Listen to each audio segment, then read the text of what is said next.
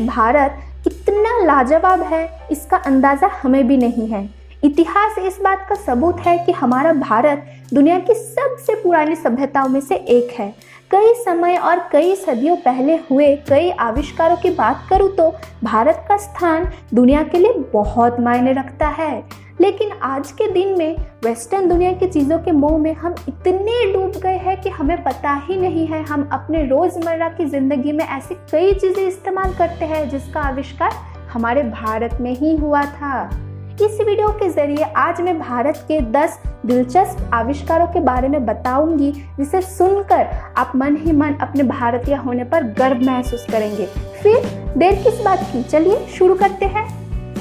Number 1 पे आता है नेचुरल फाइबर्स।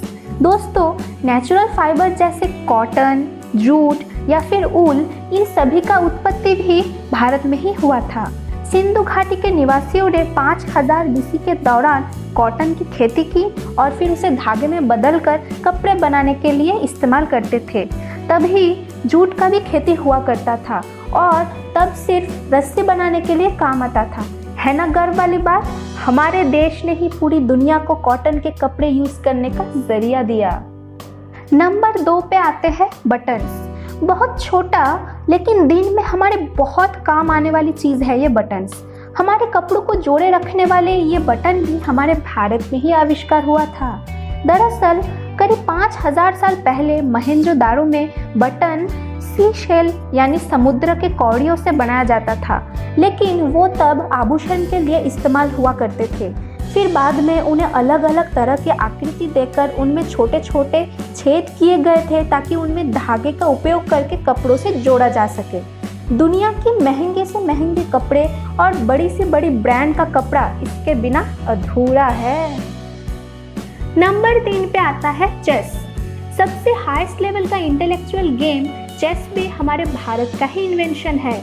ये खेल सबसे पहले जाना जाता था चतुरंगा के नाम से। ये बोर्ड गेम 6th सेंचुरी के आसपास गुप्त अंपायर के दौर में बहुत ही फेमस था। इसके अलावा सांप सीढ़ियों का गेम भी पूरी दुनिया को देने वाला कोई और नहीं, हमारा देश भारत है। असल में इसे पहले मोक्षपात के नाम से जाना जाता था। 13th सेंचुरी के महान कवि ज्ञानदेव ने इस खेल का आविष्कार किया था।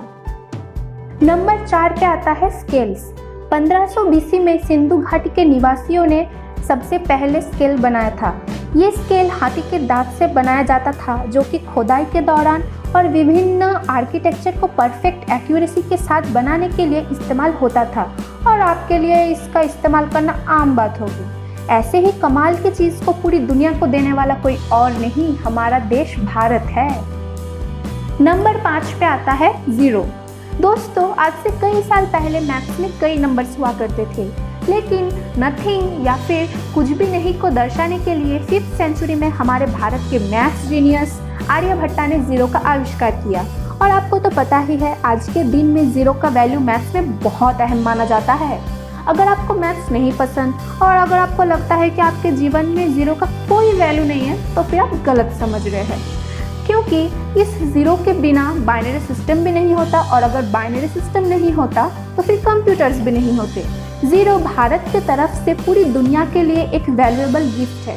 सिर्फ ज़ीरो ही नहीं, क्वाड्रेटिक इक्वेशन का फॉर्मूलाज, ट्रिग्नोमेट्री, कैलकुलस का फॉर्मूलाज और ऐसी कई मैथमेटिकल डिस्कवरीज भारत में ही हुआ था। नंबर 6 पे आता है शैम्पू। हम अपना शावर रूटीन बिना शैम्पू के सोच भी नहीं सकते। एक टाइम था जब शैम्पू एग्जिस्ट ही नहीं करता था। शैम्पू सबसे पहले आविष्कार हुआ था 1762 में, जो कि हिंदी शब्द चंपो से आया था, जिसका मतलब है मसाज करना। जैसे कि इसका मतलब है ये पहले बालों को मसाज करने के लिए इस्तेमाल होता था। हमारे बालों की सुंदरता को बरकरार रखने का क्रेडिट भी हमारे देश भारत को ही जाता है। नंबर 7 पे आता है वायरलेस कम्युनिकेशन। आप दिन भर जो गैजेट्स इस्तेमाल करते हैं जैसे smartphone, Bluetooth speaker, laptop etcetera, उन पर नज़र डालिए और देखिए ये सभी वायरलेस कम्युनिकेशन के बदौलत ही इस्तेमाल किया जा सकता है। वायरलेस कम्युनिकेशन का नाम सुनते ही हमारे दिमाग में गुग्लियाल्मो मार्कनी का नाम सबसे पहले आता है, क्योंकि उन्होंने ही सबसे पहले रेडियो आविष्कार किया था और जिसकी वजह से उन्हें 1909 में फिजिक्स में नोबेल प्राइज भी मिला था। लेकिन आपको ये नहीं पता कि सर जगदीश चंद्र बोस ने 1895 में ही रेडियो कम्युनिकेशन की खोज को दुनिया के सामने ला चुके थे, बट लोगों ने उनके इन्वेंशन पर गौर नहीं किया और बाद में मार्कनी ने बोस के इन्वेंशन का सहारा लेते हुए टू वे रेडियो का आविष्कार किया। बोस ने इन्वेंशन का कोई पेटेंट नहीं करवाया था, तो उनको सिर्फ उनके काम के लिए क्रेडिट दिया गया था। नंबर 8 पर आता है USB यानी यूनिवर्सल सीरियल बस, और इसका इस्तेमाल तो आप हर रोज ही करते होंगे क्या करते ही है। जैसे फोन को चार्ज देने के लिए, एक डिवाइस से दूसरे डिवाइस में फाइल्स ट्रांसफर करने के लिए, और ऐसे कई और कामों के लिए भी आप और हम इस USB टेक्नोलॉजी का इस्तेमाल करते हैं। ये तो हमारे जीवन का महत्वपूर्ण हिस्सा बन चुका है। ये तो आपके कंप्यूटर या फिर लैपटॉप की बेसिक नीड बन चुकी है। असल में इस खास टेक्नोलॉजी का इन्वेंशन 1994 में हमारे देश के famous computer architect Ajay Bhatt के द्वारा किया गया था। आज पूरी दुनिया में उतने इंसान भी मौजूद नहीं है जितने की USB मौजूद है। नंबर 9 पर आता है cataract surgery and plastic surgery. Cataract surgery दुनिया की सबसे कॉम्प्लिकेटेड सर्जरी में से एक है और दुनिया की सबसे बड़ी कैटरेक्ट सर्जरी 3rd सेंचुरी में सुश्रुता नामक ऋषि के द्वारा किया गया था। दुनिया भर के मशहूर सर्जन उनके पास सर्जरी सीखने के लिए तब आया करते थे। और फिर आता है प्लास्टिक सर्जरी, जिसके मदद से आप अपने शरीर के विभिन्न अंग के रंग रूप को चेंज कर सकते हैं। और इस सर्जरी को भी ऋषि सुश्रुता ने ही जन्म दिया था। उनकी लिखी किताब सुश्रुता संहिता में इस सर्जरी के पद्धति के बारे में बताया गया है। नंबर 10 पर आता है शुगर, जिस चीनी के बिना गाजर का हलवा, लड्डू, खीर, आइसक्रीम और हमारे प्यारे रसगुल्ले जैसे मीठी चीजें एक्सिस्ट नहीं करती।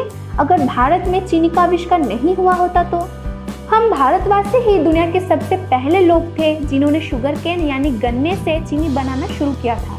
अभी आप जान गए ना, आज जो क्रिस्टल शुगर दुनिया के हर किचन में मौजूद है वो हमारे भारत में ही आविष्कार हुआ था।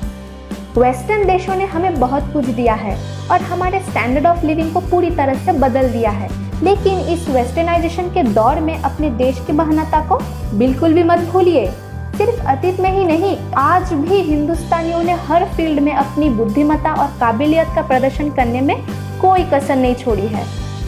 ऐसे ही कई इंटरेस्टिंग फैक्ट्स जानने के लिए हमारे चैनल को जरूर सब्सक्राइब करें और बेल आइकन पर क्लिक करें। और हाँ, लाइक और शेयर करना बिल्कुल भी मत भूलिए।